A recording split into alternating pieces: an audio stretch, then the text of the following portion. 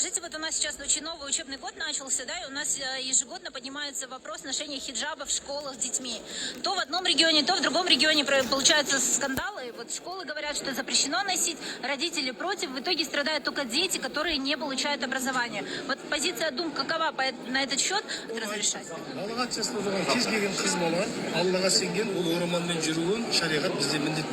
Сондықтан балаға жасына толған қыз бала орамалмен жүру керек, оны біз бұрында айттық, қазір де айтамыз. Яғни шариғат Бірақ біз айырлы мемлекетте тұрамыз. Школа же запрещает. Біздің заңғы ең басты заңымыз конституция. Неге мектепте әлі хиджаб жаңағы орамал тағып жүреді? Сіз ойлаңыз, намаз оқитын қыз баласы, оның да құқығы бар ғой. Ол орамалмен жүргісі келеді. Оны не үшін тыйым салу керек? Ол намаз оқиды, Аллаға сенеді, балағат жасына толған. Ол оқушы емес пе? Жоқ, балағат жасына толған деп жатырмын. Балағат жасына толған кісінің. Сондықтан ол қыздарды да біз сыйлауымыз керек. Нет, давайте конкретно по школьникам. Хижаб деген сөзге түсініп керек. Орамал деп салуымыз біз әрқашан Қазақстан Республикасы басқа киетін әйел кісілердің бас киімін орамал, байлам, немесе біздің кимешек.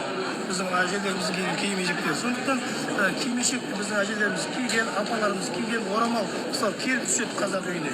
Келінге біз орамал. Ответьте по школьницам. Сіз хижаб деп сұрақ қойдыңыз, мен ертең сіздің біздің берген сұхбатымыз халыққа шыққан кезде түсініксіз болмай қалу үшін мен кең жауап беріп жатырмын.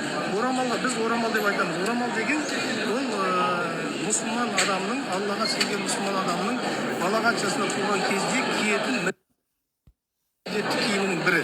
Егер мысалы бала мектеп жасында, балағат жасындағы балдар мектеп жасында оқитын болса, демек ол орамалды тартады. Орамалмен мектепке барады. Ал енді мектептің ішіндегі біз әрқашан айтамыз, білім алу да парыз. Білімді тыйып қоймау керек. Біздің балдарымыз сауатсыз болып қалмау керек. Олар оқу керек, білімді болу керек. Бұл да қыздар.